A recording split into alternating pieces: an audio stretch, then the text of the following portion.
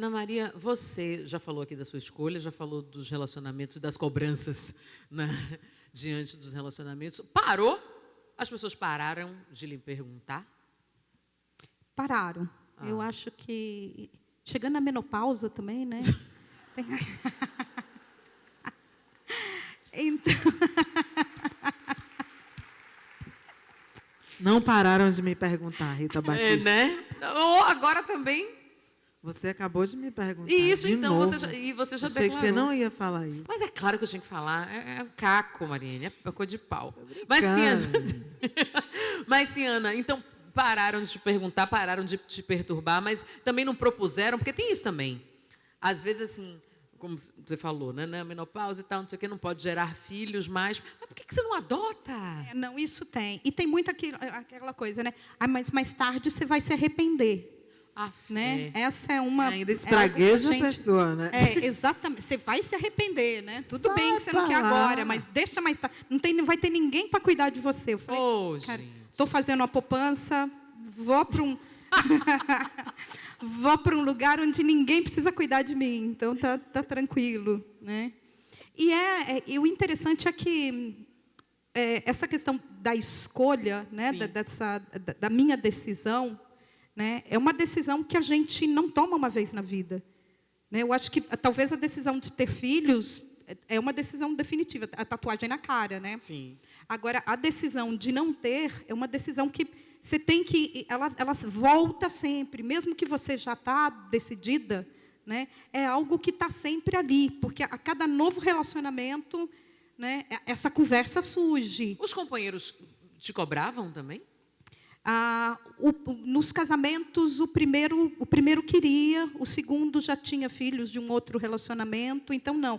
Mas hoje é uma questão, né? Com qualquer pessoa que você vai se relacionar, essa é uma conversa inicial. Não quero mais, então, quem quer, porque não vai me fazer mudar de ideia.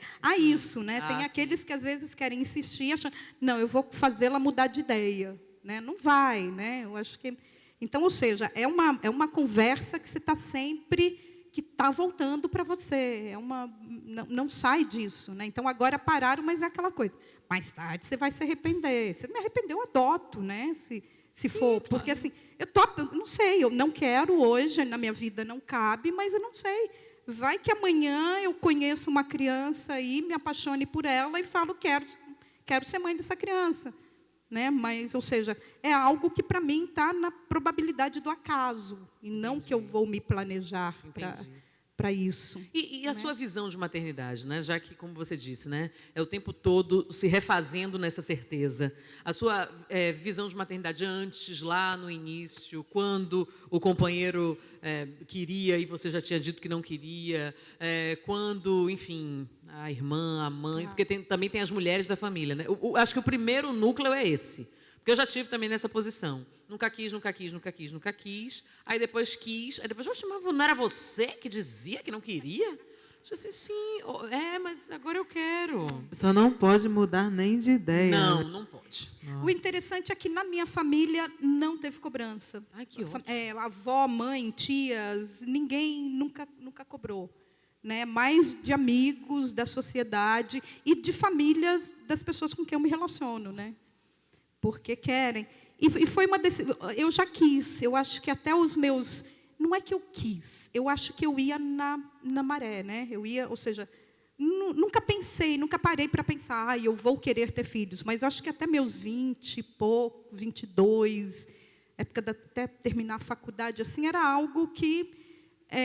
parecia que um dia ia acontecer. Né? Parecia que eu estava destinada e assim, eu não desgostava da ideia. Entendi. Né? E foi a decisão mesmo, a partir do momento em que eu falei, não é isso que eu quero, foi aos 29, quando eu resolvi mudar de vida. Né? Que foi quando eu larguei a publicidade, quando eu me separei, quando eu larguei a empresa, vendi um apartamento e vim morar em Itaparica. Eu falei, isso não cabe, uma criança não cabe na minha vida, assim, né? Nessa vida.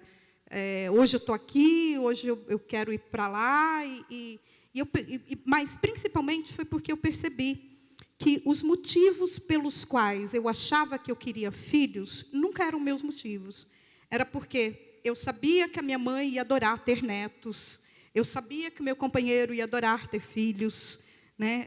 Não eram motivos meus mesmo, né? Não era porque eu falava, eu quero cuidar de alguém, eu quero ver alguém crescer. Há uma coisa assim que talvez que me pegasse muito, né? Eu queria ver com que um filho meu apareceria, né? Que características minhas que ele herdaria. Mas eu falei, nenhum desses motivos é um motivo justo para botar uma criança no mundo, né? São motivos alheios, são motivos que eu acho que não são fortes ou responsáveis o suficiente para fazer uma tatuagem na cara, né? Você gostou disso? Adorei. Eu quero saber de vocês o seguinte, porque assim, a criação do filho, né? A gente já falou aqui da gravidez, da gestação e tal, da decisão de ter, né? Porque é uma coisa que aflige as pessoas, né? Da criação, de criar, de formar, com tantas influências, com tantas, né, com esse mundo todo aí. Posso falar? Claro. Coisa mais difícil do mundo é criar gente. É encaminhar o outro. É dizer para o outro aquilo que você acha que é certo. E aí você tem um menino que fala assim, mas eu não concordo com você. Eu falei, eu não estou te perguntando se você concorda ou não. Eu estou lhe dizendo que é isso.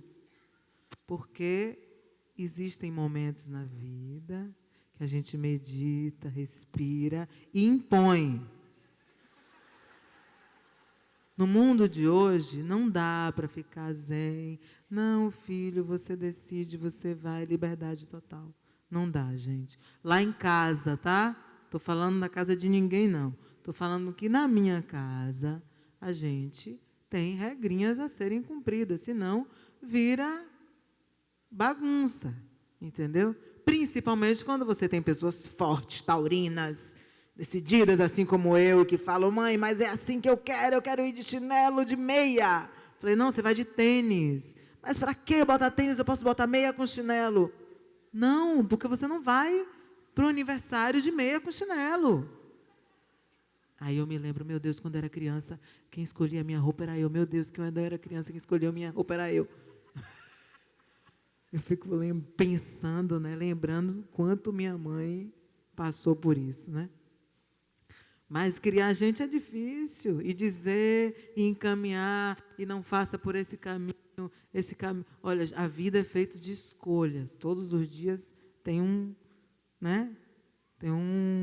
uma cartilha da Maricota em casa.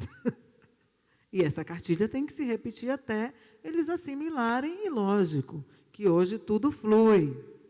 Nem tudo. Mas muita coisa flui sem a gente fazer tanta força.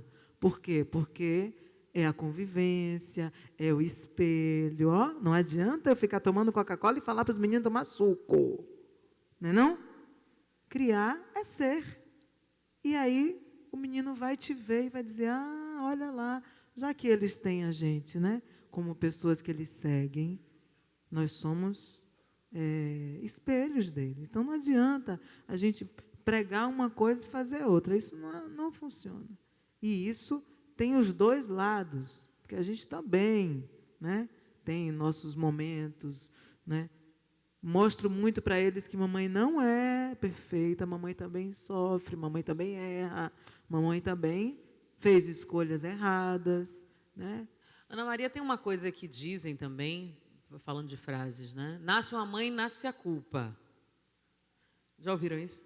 Né? A culpa da maternidade. Que culpa é essa? Não sei, né?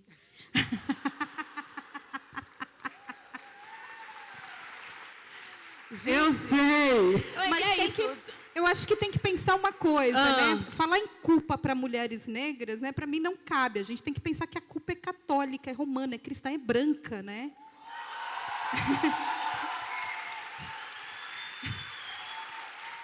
Afaste de mim essa culpa, ela não me pertence. Eu não consigo, eu não como essa pilha da culpa, não. Não, eu já tive muita, né, Rita? Até chegar aqui foi um processo de 20 anos de evolução. O João Francisco está com 20 anos agora.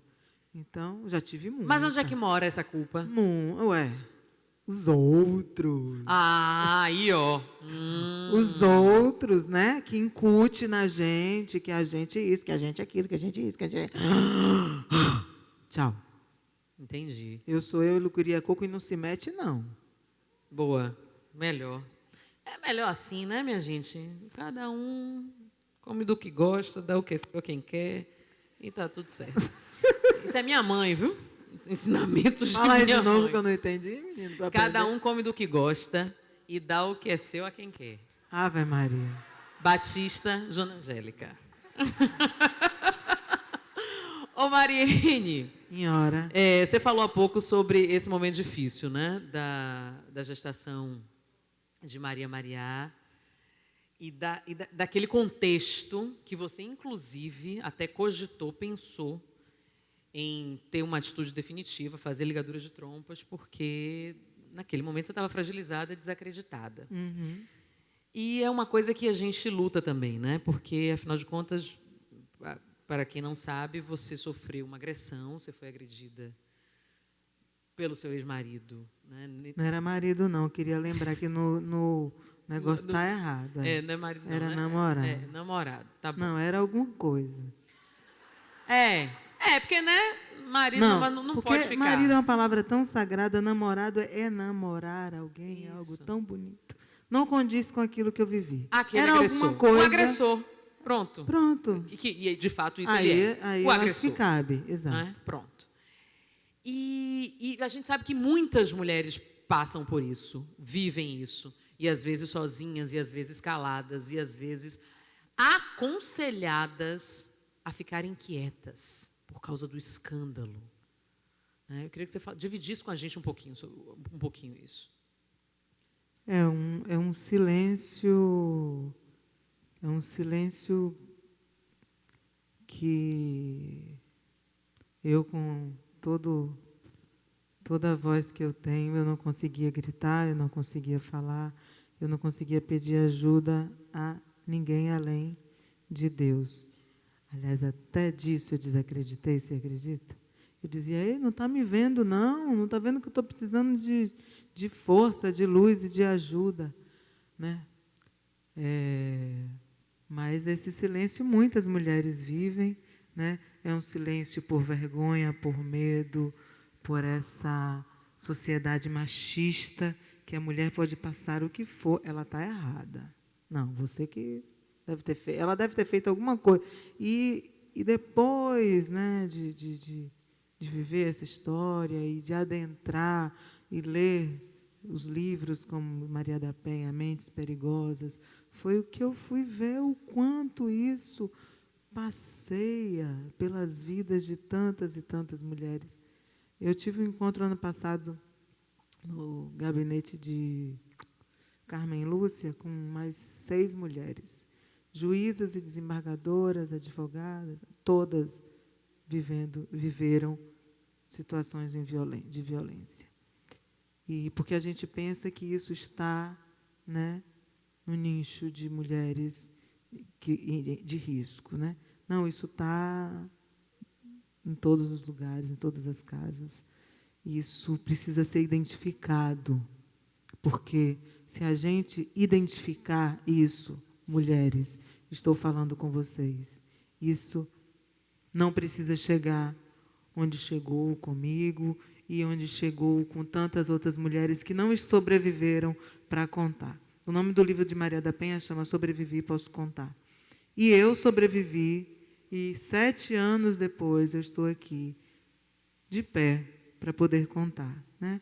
Com minha alma em paz, com meu coração tranquilo, sem tremer, porque eu falava nisso, meu dente trincava, eu não conseguia expor, falar sobre isso. Mas o quanto o tempo, né, é maravilhoso, e ele é curador mesmo, cura a dor. E é isso, silenciar é o nosso grande problema. Me conserte se eu estiver falando, mas foi o Martin Luther King que falou, o problema não está no barulho dos maus, mas no silêncio dos bons. Né? Então, os bons, muitas vezes, por esse... Eu tinha tanta vergonha de de envergonhar a minha família, a minha mãe que lutou a vida inteira para me criar, a minha avó, a minha tia, sabe, os meus amigos, as pessoas que me admiravam. Eu já era uma cantora conhecida. Então, isso tudo me botou num lugar tão espremido dentro de mim. Mas o dia, como eu falei, sempre nasce, né? E aquele dia nasceu depois de uma madrugada, de algumas madrugadas, né? E eu tive um anjo de asas que chegou na minha casa e falou: você precisa falar, você precisa defender e proteger agora a sua família. E foi quando eu tive a iniciativa de ir numa delegacia e prestar o meu depoimento, também sendo acolhida por mulheres de uma integridade, de uma força, sabe, que me receberam com muita decência, né? É um momento de muita fragilidade, onde é difícil em todos os aspectos que você possa imaginar. Colocar isso para fora é algo realmente muito difícil. Mas eu tive anjos aí que me ajudaram a chegar lá e falar. E que bom poder estar falando hoje aqui sobre isso. Não bom pelo que foi, mas bom que podem existir pessoas aqui vivendo essa violência dentro de casa ou em algum lugar da sua vida. E silenciar jamais, grite, peça ajuda, fale, porque a gente não tem que viver isso. Eu não vim para a vida para viver isso. E isso, como eu falei, precisou Maria nascer para ela me dizer: se levante e nunca mais permita que ninguém te levante a mão. Minha gente, é importante que a gente ajude, seja de fato, né? Tenha essa empatia, os homens aliados, as mulheres, exercitando essa sororidade, essa solidariedade com a dor da outra, nesse caso específico. 180, Disque 180, Disque 100, briga de marido e mulher, a gente mexe a colher sim, combatamos todos e todas a masculinidade tóxica. Convido a todo mundo no www.masculinidadenova.com.br conhecer esse trabalho, saber exatamente quais são os sinais, não é? Saber quando as coisas começam estranhas, porque é o grito, enfim, o cerceamento por conta de uma coisa que ele acha que deve ser para a sua vida, e aquelas outras coisas todas que a gente já sabe, que a gente tem um conhecimento, que a gente já ouviu alguma história, se é que não viveu. Então, é importante que a gente exercite isso, assim, de verdade. E numa situação, claro, preservando a sua integridade, a sua vida, mas você ligue para a polícia, né? Ligue 190, solicite a Ronda Maria da Penha, 32350000, que é o disco de denúncia da Polícia Civil do Estado da Bahia. Temos aqui 2 delegacias, 2 unidades, que é a delegacia do Engenho Velho de Brotas e a delegacia que atende ao subúrbio ferroviário e também toda a cidade, lá na Urbis, em Piripiri. As DEANs, as Delegacias Especiais de Atendimento à Mulher, mas as delegacias territoriais também são obrigadas a receber essas demandas e essas queixas. Tem o Centro de Referência Loreta Valadares, aqui nos Barris, na Rua do Salete. Então, façamos isso. Tenhamos essas informações para que sejam, de fato, disseminadas. A gente está vivendo um momento agora de cerceamento de direitos, né? E quando a gente fala em cerceamento de direitos, mais uma vez, novamente, a gente sabe quem vai ser atingido por esse cerceamento logo assim, de imediato. Então, quando a gente fala em gravidez e maternidade, uma coisa que muita gente, inclusive mulheres também, dizem, mas são assuntos diversos. Assim, em rodas de discussão, em grupos de WhatsApp, são assuntos diversos. Você não pode falar em maternidade e em aborto. Você não pode, não dá, é incompatível.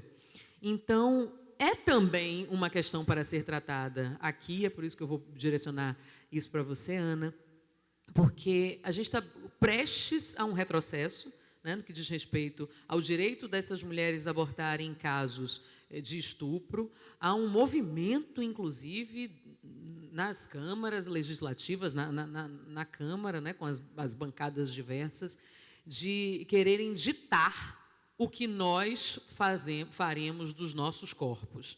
Então, eu queria falar um pouco sobre isso. O Brasil não discute muitas questões e o aborto é uma questão que não é discutida, que não é falada, só quando, enfim, né, ele está ali visto, né, acontecendo, e mesmo assim varrido para debaixo do tapete.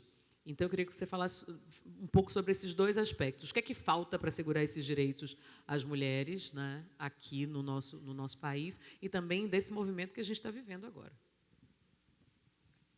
Há algum tempo, eu diria que eram mais mulheres com poder de decisão em lugares estratégicos, né? Mas acho que está aí a Damares para provar o contrário, né? Então, não é, né? Então, eu acho que falta uma discussão maior na sociedade, né, sobre onde é que termina esse julgamento constante e terrível em cima de qualquer coisa que a mulher faça, né? Ou seja, é julgada por não querer ter filhos, é julgada por achar que tem filho demais, é julgada ao ter filhos e abandoná-lo, é julgada por não tê-los, porque sabe que, ou seja, não tem saída, né?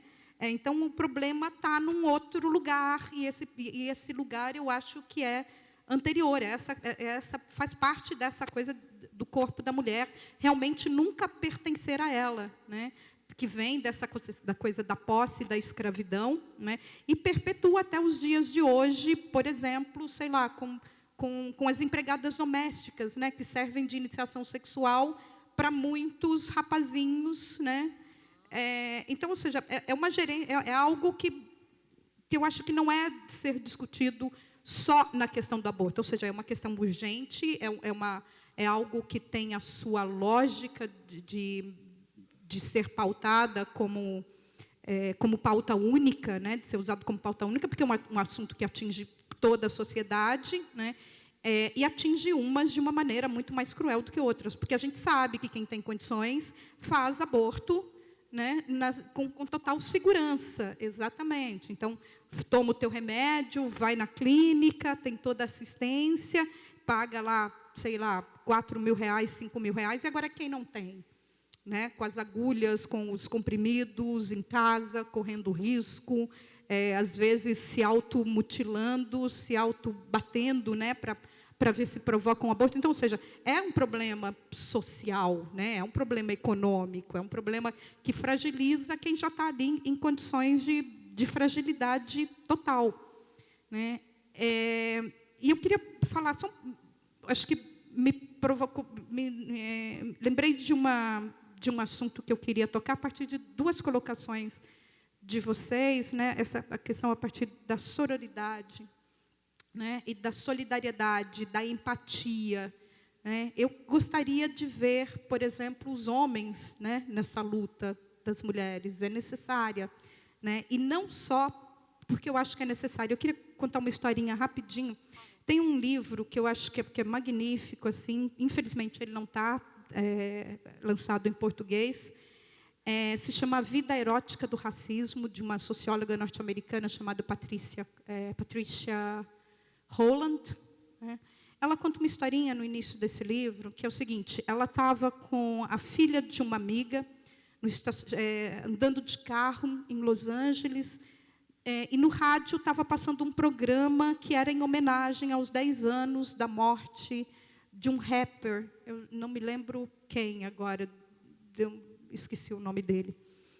E então elas pararam no estacionamento do supermercado onde elas iam. A garota tinha 14 anos. E a Patrícia disse que assim que elas estavam dentro do carro, ele estava tocando uma música, elas continuaram a ouvir a música e conversar. Nisso chegou uma senhora branca, né, bateu no vidro do carro dela e pediu para ela tirar o carro, porque a senhora queria colocar as compras no carro dela ali e iria atrapalhar. A Patrícia disse que olhou para o outro lado e falou: olha, tem uma vaga, né, entre o meu carro e o teu, não vai atrapalhar. Se você acha que vai, eu posso até ficar aqui dentro do carro até você acabar de guardar suas compras, e depois a gente sai, porque ela estava ali no papo com a menina e ouvindo a música, para ela tanto fazia ficar lá dentro do carro ou não, né? Aí ela disse que a senhora saiu bufando, guardou as compras, e a hora que ela viu que ela acabou de guardar as compras, elas desceram do carro, e ao passarem por essa senhora, uma senhora branca, ela virou para elas e falou: e pensar que eu marchei por vocês, né, se referindo às marchas pelos direitos civis norte-americanos na década de 60, 70. Né. Ela falou, o que eu faço aqui? Né?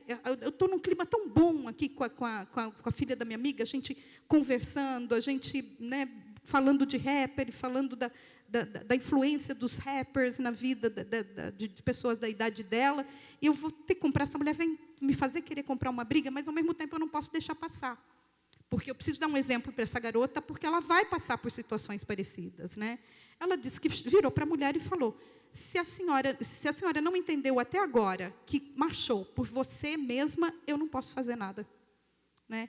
E é verdade. Né? Eu acho que quando um homem entra numa luta do feminismo, lutas feministas, né? Ou quando um branco entra em lutas antirracismos, né?